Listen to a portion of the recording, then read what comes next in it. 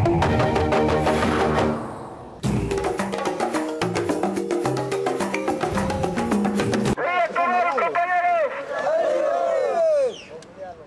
government issued a 30-day decree for the provinces of Cusco, Loreto, and Amazonas, which allows armed forces to disperse protesters and suspends rights to public gatherings and free transit in the 3 northern provinces. The indigenous groups have occupied the Corral Quemado bridge, closed the marginal motorway, and threatened to shut off the oil and gas pipelines in Quemesia, and the Peruvian state cannot allow this to happen. A local newspaper reported that 8 officers and 4 protesters were injured, but police declined to give details. The indigenous people are protesting against a law that would let half of those attending a community assembly approve the sale of communal lands. Previously, 2/3 of the local community, whether they attended a meeting or not, had to approve any sale. The leader of the NGO told the newspaper that the Amazon had been preserved by the indigenous peoples, and they will not back down.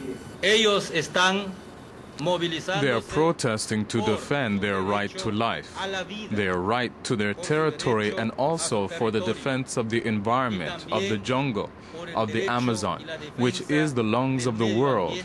And the indigenous people are the ones who better preserve it, and that's why the world can still breathe fresh air nowadays.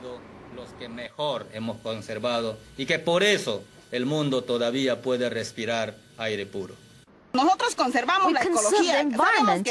We're not ignorant. We're prepared. We know that foreigners want to buy our Amazon land because they know the word lands will not allow this. We will die fighting for our rights. Indigenous peoples in Peru are protesting against a law passed as part of Peru's free trade agreement with the United States. The law requires the approval of only half of the people attending a community assembly for the sale of communal lands. This lowers the bar for investors who want to buy or lease communally held land, compared with the current law, which requires the approval of 2/3 of the local community people on any sale, whether they attend a meeting or not.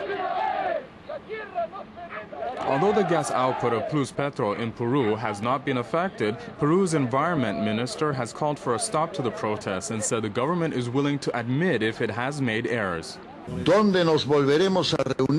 Wherever we meet to talk afterwards, we'll discuss lifting the protest. That's it. I'm not talking about future issues. The condition is to stop the protest and not to seriously affect the country.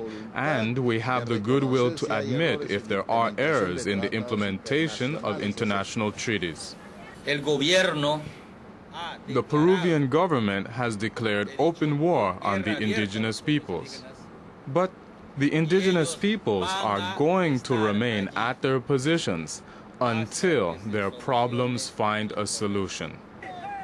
The protest began when indigenous peoples peacefully blocked an important natural gas installation and oil pipeline in northern Peru run by the state oil company.